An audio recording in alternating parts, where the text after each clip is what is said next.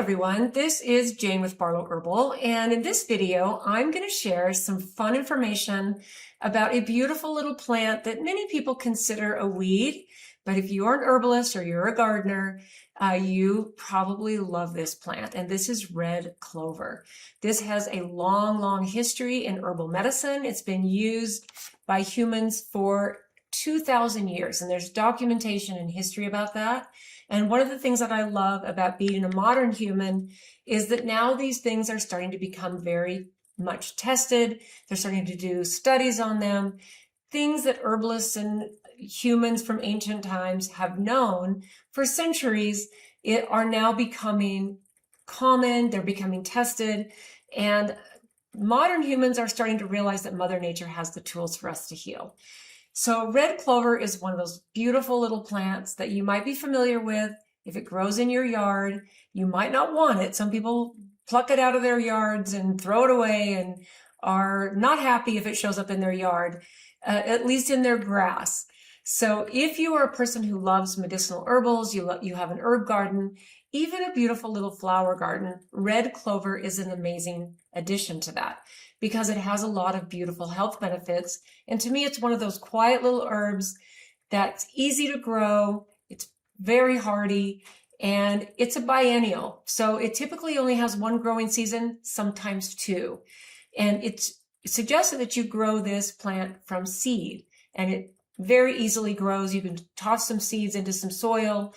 It doesn't need, in fact, it doesn't like highly fertilized soil, because this is one of those plants that has been used by farmers and people who have maybe vineyards that want to re-fertilize the ground. Red clover is one of those plants that re-fertilizes by putting nitrogen into the ground. So this is something that can be in poor soil, and it will not only grow beautifully, but it will improve the soil for the rest of your plants. And if you're a gardener and you are especially a medicinal gardener, then you probably know this about red clover.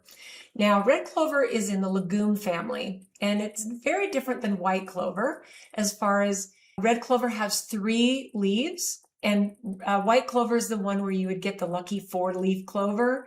That is white clover. But the one we're going to talk about today is the red clover. Now, it is native to Europe, Western Asia, and Northern Africa.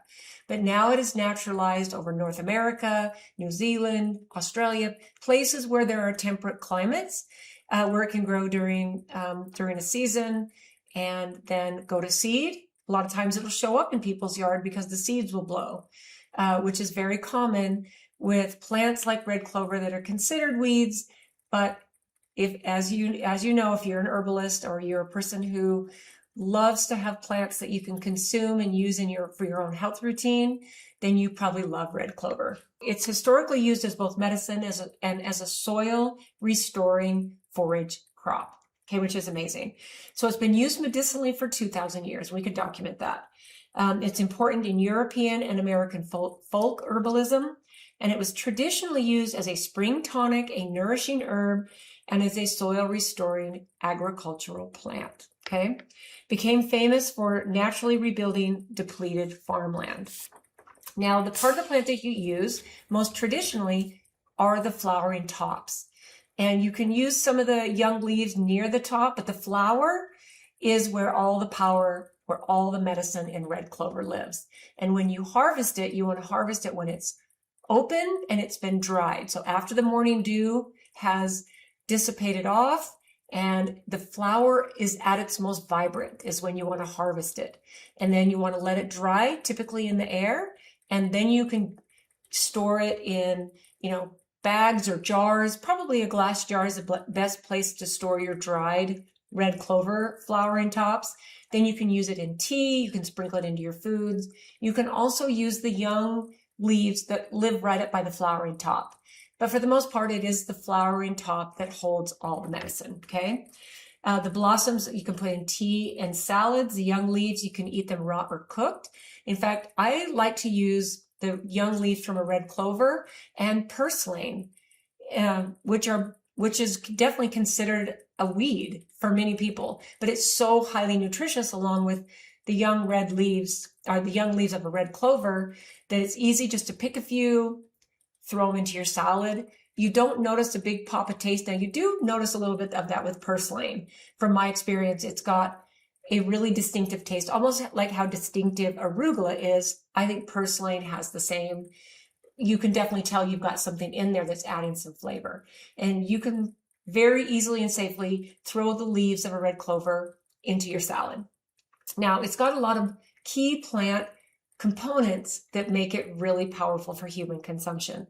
So it contains flavonoids, isoflavones, coumarins, antioxidants, and trace minerals and nutrients.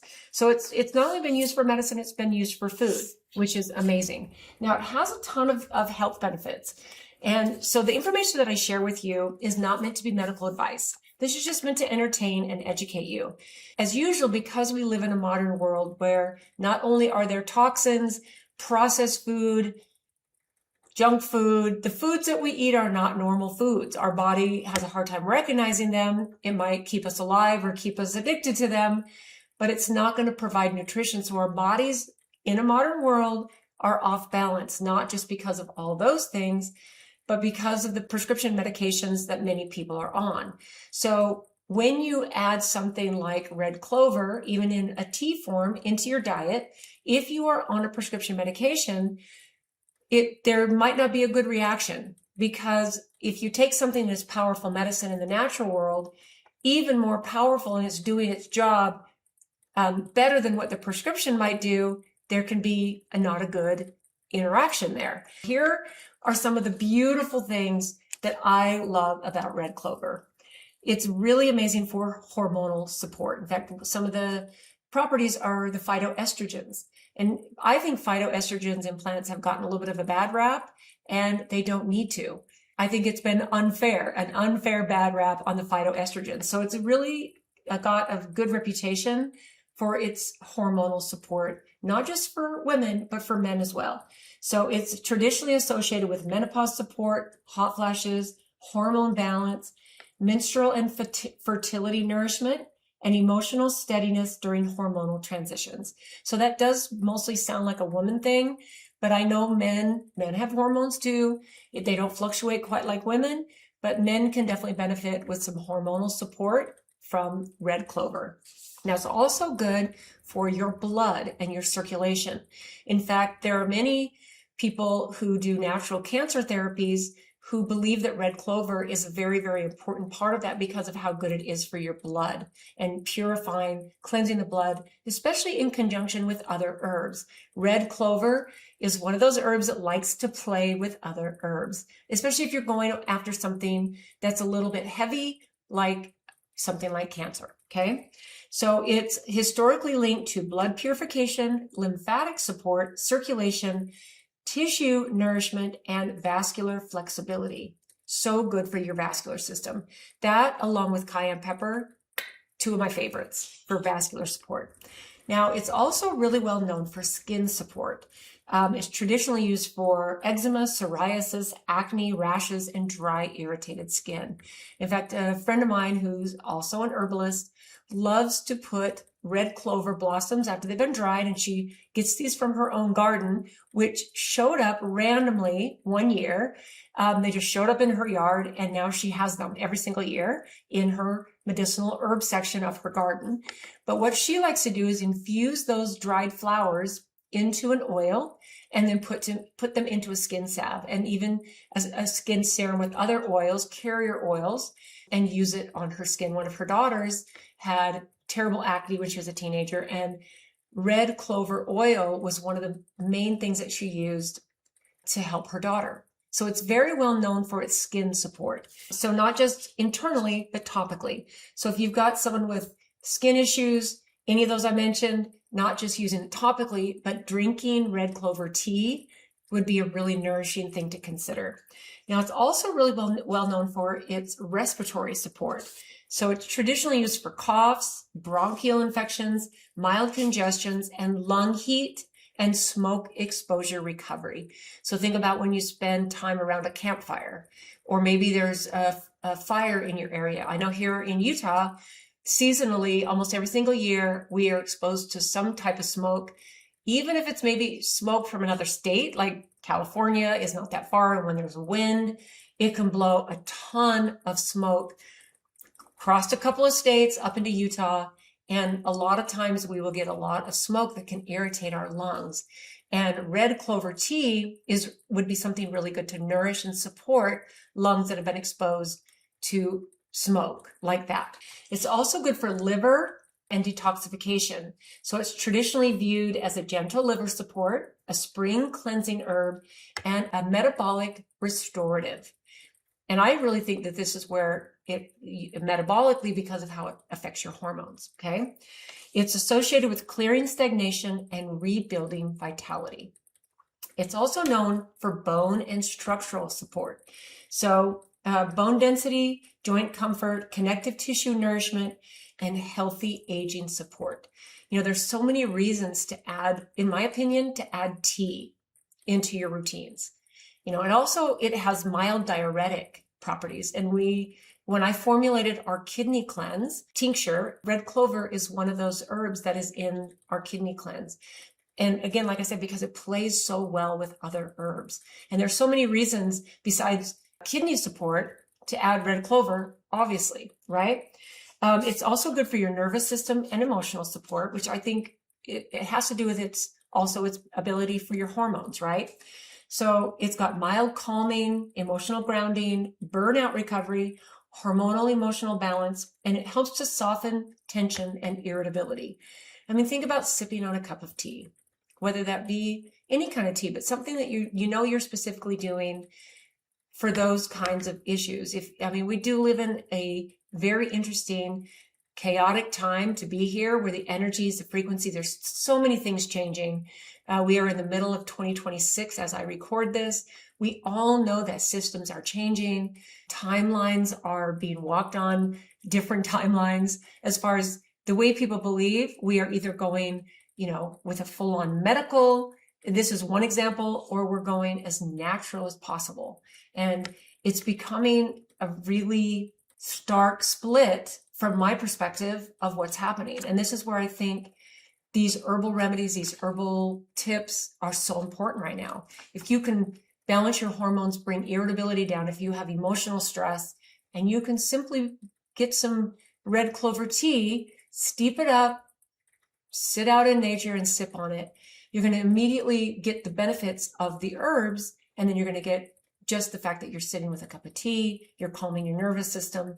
There are so many reasons to look into adding these things into your routine and put them onto your radar so that you can get the most from them. You can benefit from them. You can bring your nervous system into balance. I think opting out of the modern world as much as we can, disconnecting from our technology, this is how the human species is going to not just survive, but we're going to thrive. Red clover also provides a lot of nutritional support. It has these minerals: calcium, magnesium, potassium. It's got protein, and it's got a lot of phytochemicals. And it's often viewed as food as medicine.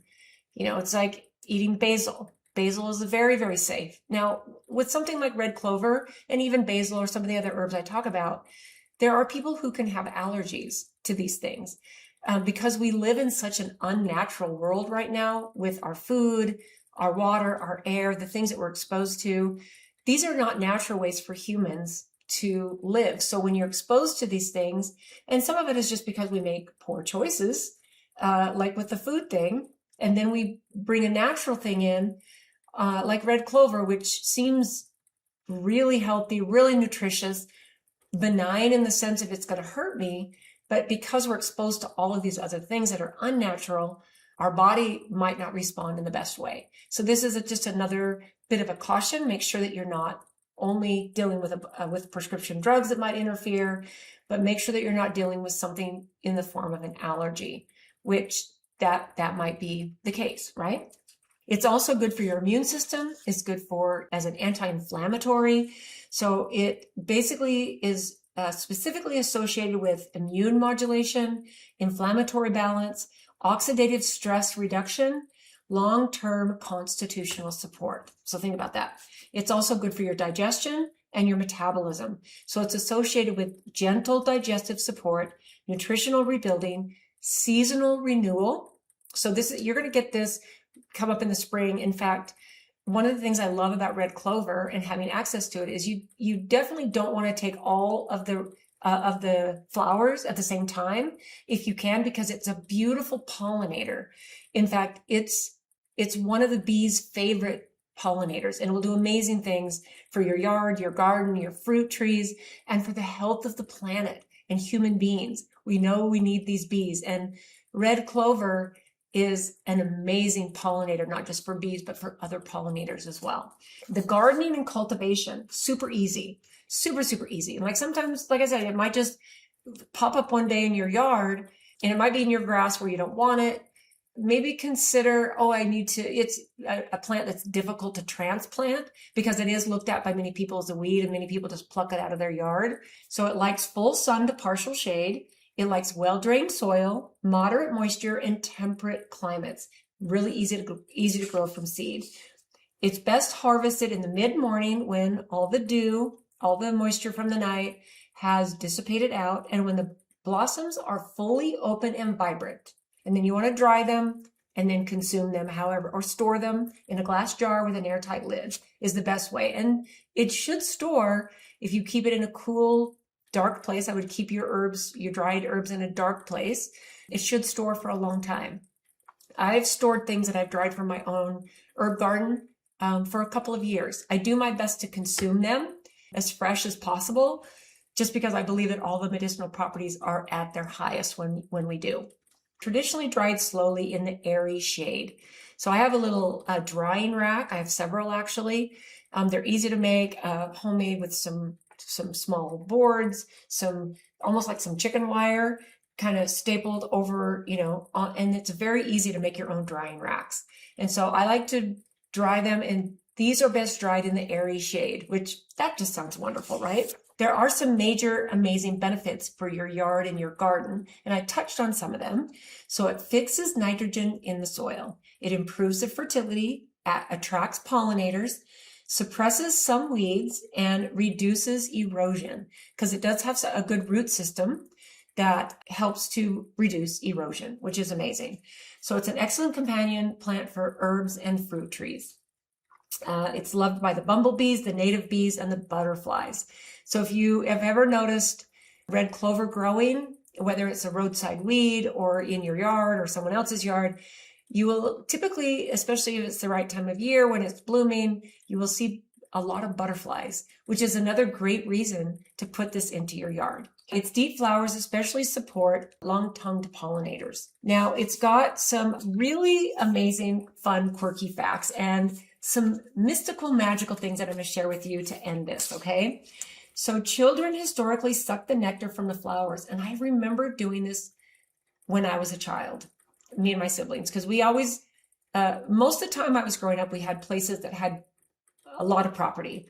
A place we lived on in Idaho had a full acre. We had a big garden, but we had places to run around. And we had another place in Idaho where we had even more property than that. Part of our property included these woods.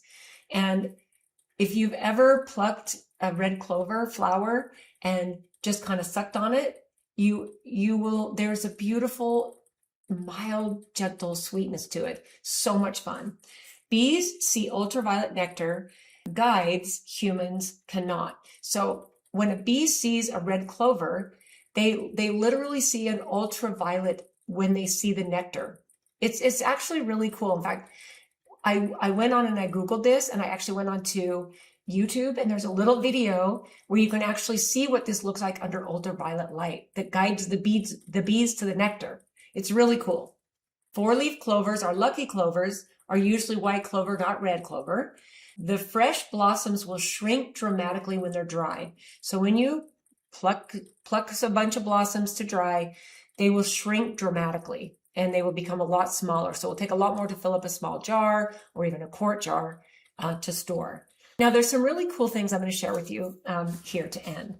So there's a triple symbolism in the leaves because it's a three-pronged leaf.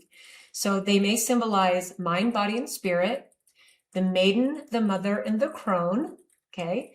Birth, life, and death. So over the centuries that this plant has been used, it's gathered all this traditional wisdom, and these beautiful, quirky facts that make it magical and mystical, that humans have just gathered the information, jotted it down. I mean, what a beautiful, simplistic time. I think we're really starting to crave that as humans, to go back and really look at what we have done to gather this information that has been so beneficial for us. And to me, it's about taking the best of the modern world, all the richness and best of the traditional, historic, ancient world, and bringing them together to help us thrive as humans.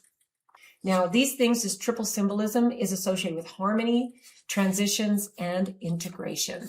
There is a symbolism that's associated with the bees. Because it feeds pollinators, red clover symbolizes mutual thriving, community resilience, cooperative abundance, and ecological balance. So there's a beautiful symbolism to it. Now, there's also a regenerative symbolism to red clover. Because it restores the soil, it represents healing exhaustion, quiet recovery after hardship, and transformation, and slow abundance, which is fascinating. When I found that, I'm like, slow abundance. I think we get so in a hurry for abundance, whether it's abundant health, abundance in our finances, whatever it is.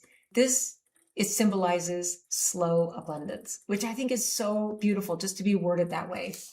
It also has some really fun folklore associated with this: twilight meadows, dream work, hidden worlds, threshold spaces, and subtle perception. So sometimes it's looked at as the herb of unseen pathways. So here's how I'm going to end this. There's a symbolic ritual use of red clover, which is moon teas, renewal rituals, dream pillows, soil blessing ceremonies, and regenerative magic.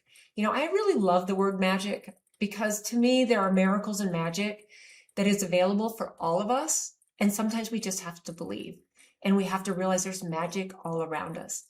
And we get so caught up in the hustle and the bustle and the hurry and the technology and all the stuff that we have as modern humans.